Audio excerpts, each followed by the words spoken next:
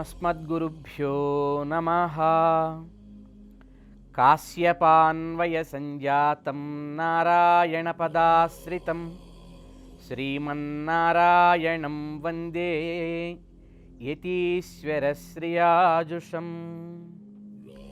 स्वच्छोर्ध्वपुण्ड्रविलसत्कमनीयफालं प्रज्ञासमञ्चितमृदुस्मितवक्त्रलीलं काषायदण्डपरिमण्डितभव्यकायं श्रीजीयराख्ययतिशेखरमानतोऽस्मि।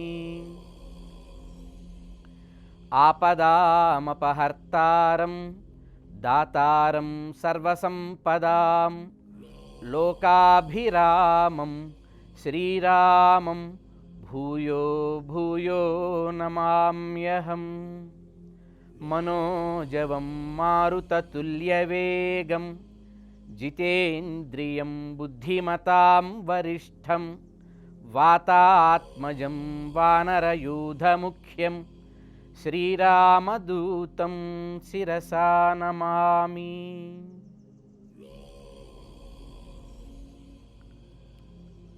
ఇక సుందరకాండకు కూడా ఆంజనేయ స్వామి 100 యోజనాల సముద్రాన్ని దాటి సీతమ్మను దర్శించాడు కనుక సీతా అన్వేషణకాండ, సీతమ్మని వెతకడమే ప్రధానంగా సాగింది కనుక సీతా అన్వేషణకాండ అని పేరు పెట్టి ఉండవచ్చు. సముద్ర లంఘనకాండ, సముద్రాన్ని 100 యోజనాల సముద్రాన్ని ఆయన లంఘించాడు కనుక సముద్ర లంఘనకాండ అని పేరు పెట్టవచ్చు. కానీ అలాంటి పేర్లు పెట్టకుండా సంఘటనలు ప్రధానం కాదు. ఇందులో మనం గుర్తించాల్సినటువంటి ఒక క్యారెక్టరైజేషన్, ఒక వ్యక్తిత్వము, అంతఃసౌందర్యం ఒకటి దీంట్లో ఉంది, అది గుర్తించాలి, అది చెప్పాడు. అది హనుమంతుడి యొక్క సౌందర్యం అన్నమాట. పెద్దలు ఒక అద్భుతమైన ప్రశ్న వేశారు. ఈ ప్రపంచం మొత్తంలో ఒక గొప్ప గురువెవ్వరు, గొప్ప శిష్యుడెవరు అని ప్రశ్న వేశారు. అలా వేసినప్పుడు ఆ ప్రశ్నకి సమాధానంగా హనుమంతుడే కనపడ్డాడు. ఏమిటి కారణం అంటే, బ్రహ్మదేవుడు భగవంతుడి దగ్గర వేదాలు చదువుకున్నట్ట. ఆ భగవంతుడు బ్రహ్మని సృష్టించిన తరువాత ఆయనకి వేదములను ఉపదేశించేశాడు కనుక మొదటి గురువు ఎవరంటే భగవంతుడు, మొదటి శిష్యుడు ఎవరంటే బ్రహ్మదేవుడు. మొదటి చదువు వేదం. వేదాన్ని చదువు, వాక్ అని పిలుస్తారన్నమాట. అంటే మొట్టమొదటి చదువు. ఈ విశ్వం అనేటువంటి అనంత సృష్టి అనేది విద్యాలయం అయితే ఈ విద్యాలయంలో మొట్టమొదటి చదువు వేదం. నేర్పిన గురువు పరమాత్మ శ్రీమన్నారాయణుడు, నేర్చుకున్న శిష్యుడు బ్రహ్మదేవుడు. అయితే అట్లాంటి పరమాత్మ దగ్గర చదువుకునే అవకాశం ఆంజనేయ స్వామికి వచ్చిందిట. కేవలం పరమాత్మ దగ్గరే కాదు, అమ్మవారి దగ్గర కూడా చదువుకునే అవకాశం వచ్చిందిట. ఆయన లంకలో, సుందరకాండలో, అశోకవనంలో సింసుపా వృక్షం పైన ఉండి సీతమ్మ కోసం ఎదురు చూస్తున్నాడు. బహుశా ఈ సుందర వనంలోకి సంధ్యా సమయంలో సూర్యభగవానుడికి అర్ఘ్యం ఇవ్వడానికి సీతమ్మ తప్పక వస్తుంది ఇక్కడికి. తనకి ప్రకృతి అంటే చాలా ఇష్టం, చాలా ఆనందిస్తుంది ప్రకృతిని చూసి. పైగా వైదిక విధానాలన్నింటినీ గౌరవిస్తుంది ఆ తల్లి కనుక సూర్యోపాసన కోసం సంధ్యా సమయంలో ఈ వనానికి రాగలదని ఎదురు చూస్తున్న సమయంలో బ్రాహ్మీ ముహూర్తం అవుతుండగా రావణాసుడు తన 100 మంది భార్యలతో సీతమ్మ దగ్గరికి వచ్చాడు. ఆ వచ్చినప్పుడు సీతమ్మతో సంభాషణ సాగుతుంది రావణాసురుడికి. సీతమ్మ అతడికి ఒక చక్కటి ఉపదేశం చేస్తుంది. సకల వేదములలో, ఉపనిషత్తులలో మనందరికీ ఏం ఉపదేశం చేయబడిందో ఆ ఉపదేశమంతా సీతమ్మ ఒకే ఒక్క మాటలో రావణాసురుడికి చెబుతుందన్నమాట. ఇది జీవితం ఇచ్చేసి తేన మైత్రీ భవతు అంటుంది సీతమ్మ. ఓ రావణ, నీకు బాగా బతకాలి అని కనుక కోరిక ఉంటే రాముడితో మైత్రి చేసుకో అని చెబుతుంది. మనకి వేదములలో, ఉపనిషత్ భాగములలో ఒక అద్భుతమైనటువంటి ఉదాహరణను ఉపనిషత్తులు చెబుతాయి. ఒక పెద్ద చెట్టు ఉంది, ఆ చెట్టు మీద 2 పక్షులు ఉన్నాయి. పక్షులు వ్యతిరేక దిశలో కూర్చున్నాయి. ఒక పక్షి అటు తిరిగి చూస్తోంది, మరో పక్షి ఇటు తిరిగి చూస్తోంది. ఒక పక్షి నిరంతరం తింటూ ఉంది, నిరంతరం ఏడుస్తూ కూడా ఉంది. ఒక పక్షి ఏం తింటం లేదు, చాలా ఆనందంగా, చాలా హుషారుగా, చాలా తేజస్సుతో ఉంది. ఇది చెప్పిందనమాట ఉపనిషత్. చెప్పి ఏమిటివి అంటే, ఈ సంసారం అనేది ఒక పెద్ద వృక్షం అట. ఈ సంసారం అనే వృక్షంలో 2 పక్షులు ఉన్నాయి. ఒకటి జీవాత్మ, 2 పరమాత్మ. పరమాత్మ ఏమి తినడు, ఎప్పుడూ సంతోషంగా ఉంటాడు. ఏమి తినకపోవటం అంటే ఆయన కర్మ ఫలితములను అంటించుకోడు. ఆయనకి ఏ కర్మలు ఆచరించాల్సిన అవసరం లేదు. ఒకవేళ ఆయన ఎప్పుడైనా అవతారాలు ధరించి కర్మలు చేస్తే జన్మ కర్మచమే దివ్యం అని చెప్తాడు భగవద్గీతలో. నా జన్మ దివ్యమే, నా కర్మ కూడా దివ్యమే, నేను చేసే పని కూడా దివ్యమే.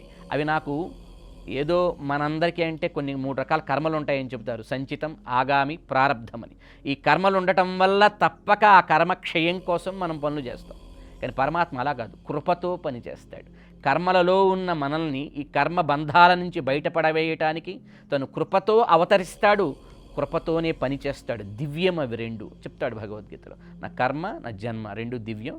అందుకే నాకు కర్మలేవి అంటవు. కనుక ఆ ఉపనిషత్తు ఏం చెప్పింది? 2 పక్షుల్లో ఒక పక్షి ఏం తింటలేదంటే ఏ కర్మ ఫలితాన్ని అంటించుకోదు, ఎప్పుడూ ఆనందంగా ఉంటుంది.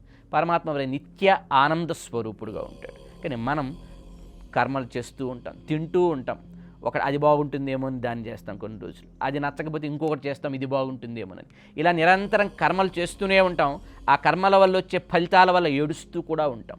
కానీ మనకి ఈ ఏడుపు తొలగాలి, మనం కూడా పరమాత్మలాగా కర్మ ఫలితాలను అంటించుకోకుండా ఉండాలంటే ఏం చేయాలి అంటే ఒకే ఒక పని చేయాలి.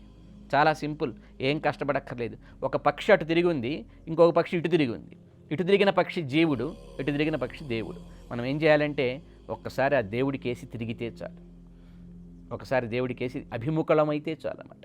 అంటే భగవంతుణ్ణి వ్యతిరేక దిశలో చూసే మనం భగవత్ వైభవాన్ని, భగవత్ తత్వాన్ని మనసుతో గుర్తించి ఆయనకి మనకి ఒక విడదీయరాని బంధం ఉంది అనేది గుర్తించి ఆయనకి అభిముఖులు అయితే చాలు, ఇంకేం చేయక్కర్లేదు.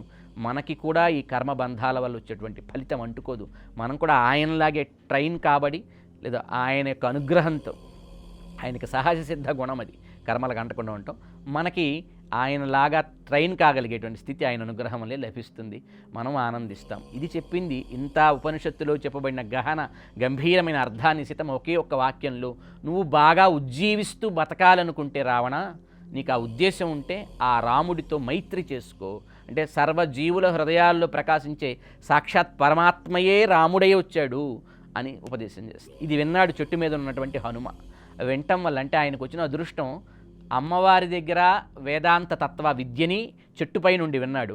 కృష్ణావతారంలో భగవంతుడు అర్జునుడికి 700 శ్లోకాల భగవద్గీత చెబుతూ ఉంటే రథం మీద ఉండి కపిధ్వజుడై మహాభారత సంగ్రామంలో భగవద్గీత అంతా విన్నాడు. ఈ 2 రకాలుగా అంటే పరమాత్మ దగ్గర భగవద్గీత విన్నాడు, ఆ రామాయణంలో శ్రీరామావతార కాలంలో అమ్మవారి వద్ద రావణాసురుడికి చేసినటువంటి వేదాంత ఉపదేశాన్ని విన్నాడు. ఇట్లా ఇద్దరి వద్ద చదువుకునే భాగ్యాన్ని పొందిన మహా అదృష్టవంతుడు ఆంజనేయ స్వామి. అందుకే హనుమంతుడిలో ఉండే సౌందర్యం, ఆయనలో ఉండేటువంటి గుణాలు అనిర్వచనీయం. అది మొత్తం మనకి ఒక విశ్వరూపంలా కనబడుతుంది రామాయణంలో ఉండేటువంటి సుందర కాండలు. తకారాన్ని అర్థం తెలిసి ఉపదేశాత్మకంగా తీసుకొని తకారాన్ని కనుక మనం నిరంతరం జపించినట్లయితే, ఉచ్చరించినట్లయితే అది చాలా గొప్పగా మనకి జీవితంలో ఎదురయ్యేటువంటి. For more videos like this, subscribe Big TV channel.